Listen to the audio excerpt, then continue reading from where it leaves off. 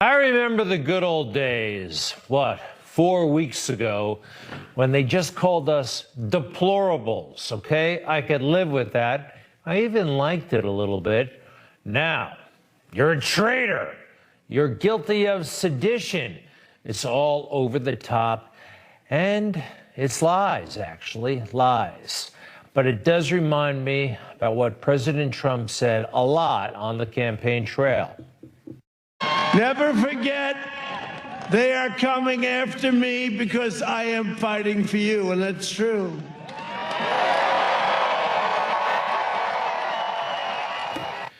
And now that President Trump is off the scene, at least for now, I think it's even worse. They are coming for us, just like this meme maker predicted. In reality, they're not after me, they're after you. I'm just in the way. And what are they doing? They're using January 6th, everybody, as a pretext. They are using that moment to try to cancel us and what we stand for. I'll say again, that was a horrible moment, and those responsible are being prosecuted and held to account. But again, they're exploiting this. Here's David Plouffe. Remember that name? He ran Barack Obama's campaign manager. He said this on Twitter: "They're even crazier without him around," talking about us, Trump supporters. And he went on, talking about Republicans in general. Listen to this. "Most in the GOP giving the green light for a future coup attempt. At some point this year, we may be able to stop wearing masks, but the vigilance required to save our democracy will take decades." Most in the GOP. I mean, give me a break, but he can get away with that because, yeah, he's on the left, a friend of Obama. He's considered cool by the left-leaning media. So where are we? We've got President Biden. How much longer can this go on? I mean, we got to talk about this, right? He just does not have the energy, the command. He seems like he's just along for the ride. And sometimes it's kind of sad to watch. I believe this is what Barack Obama was talking about, though. Let's be honest. Who's really pulling the strings? If I could make an arrangement where I had a stand-in, a front man or front woman, and they had an earpiece in, and I was just in my basement in my sweats, looking through the stuff, and then I could sort of deliver the lines, but somebody else was doing all the talking and ceremony. I'd be fine with that. I don't know if the country's fine with that. That seems to be what's kind of happening. The forces loyal to Barack Obama seem to be in charge of the Biden-Harris administration, also known as the Harris-Biden administration. Just ask Kamala Harris. All right, but today, the environment was on the agenda, and let's listen to what happened. We see small business and master electricians designing, installing, and innovating energy-conserving technologies and building homes and buildings. A lot about building stuff and workers and jobs. I kept thinking about who's actually good at that? Who actually has experience doing that stuff? The previous guy. All his life, building things, buildings, houses, installing things. Joe Biden just does not have that background, but a little bit more from today. We see these workers building new buildings, installing 500,000 new electric vehicle charging stations across the country as we modernize our highway system to adapt to the changes that have already taken place. We see American consumers switching to electric vehicles through rebates and incentives. And the residents of our cities and towns breathing cleaner air and fewer kids living with asthma. All right, a couple of things here. Asthma, by the way, just remembered, Joe Biden got out of military service because of his asthma. Although he noted in his autobiography that he was a great football player and loved sports. Asthma, could play football, but not serve in the military. Okay. He mentioned electric cars. You know who has been onto this for some time? Nancy Pelosi, ice cream lover, Speaker of the House. Pelosi's husband bets up to $1 million that Tesla will flourish during Biden's administration. Made some interesting stock moves earlier. All right, but I mentioned Joe Biden doesn't have much experience building stuff, but he does have experience with contracts.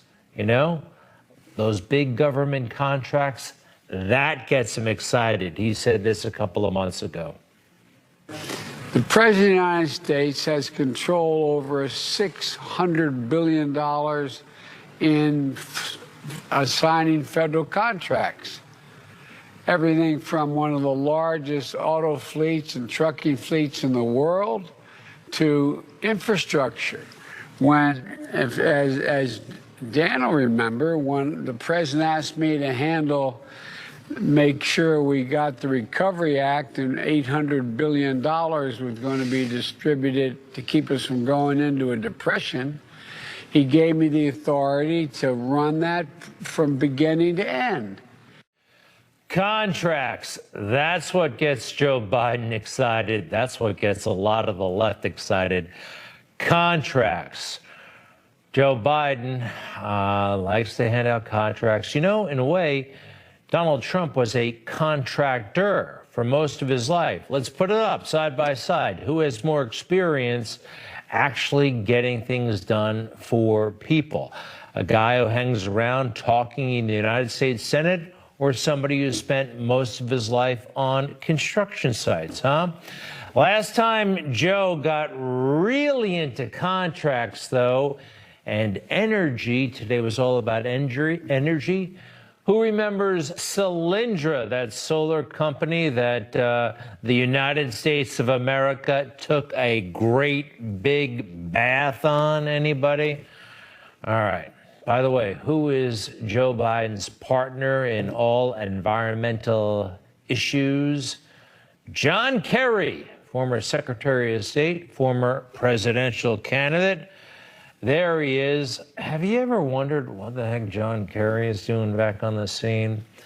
Well, he is close to Joe. I mean, very close. I think he's a close talker, just like we know Joe can be a close talker and a little bit hands-on, shall we say.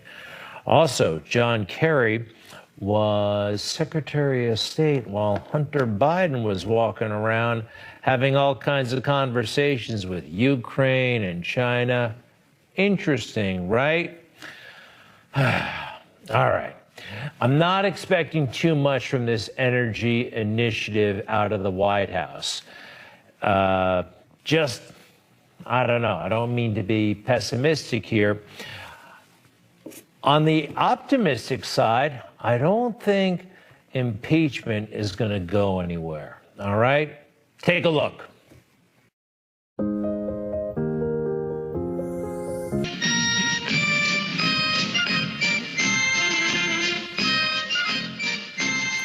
Back by popular demand, a lot of people told me they loved the Hogan's Heroes little effect here. But I watched these people very closely, and I realized that one of those managers is a fellow named Raskin. All right? Raskin. He's a Democrat from Maryland. and he is really keen to impeach President Trump. Listen to this. It's very interesting.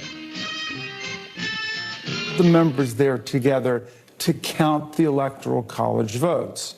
And this is supposed to be a ministerial pro forma kind of action where we count the electoral votes sent in by the states. Okay, he's talking about January 6th. When you come in, you count the votes, no big deal. Pro forma, ministerial, all for show. Back in 2017, though, under that Electoral Count Act that he was just speaking about, guess who stood up to object to the electoral count for Donald Trump? I have an objection because 10 of the 29 electoral votes cast by Florida were cast by electors not lawfully certified because they violated Florida's prohibition against dual office holding. Debate is out of order. Section 15 and 17 of the Title III of the United States Codes require that any objection be presented in writing, signed by both members of the House of both a member of the House of Representatives and a senator. Is the objection in writing and signed not only by the member of the House of Representatives, but also by a senator? It is in writing, Mr. President. Is it signed by a senator? Not as of yet, Mr. President. In that case, the objection cannot be entertained. Isn't that interesting? That's what essentially Josh Hawley, Gosar, those members of Congress and the Senate did on January 6th. And there's Mr. Raskin. Here's what I think is happening. The best defense is a good offense. All of this impeachment talk gets Republicans, inhibits them really from taking a good hard look at the 2020 election. Serious questions remain. Heck, they got to look at Russia. We know that turned out to be a ridiculous hoax. We can't look at the election. I sure hope they get around to it because mail-in balloting, lots and lots of problems associated with that have not been fixed. And also all kinds of Secretary of States in at least 4 states changed the rules, perhaps unconstitutionally, and that had a major impact on the election.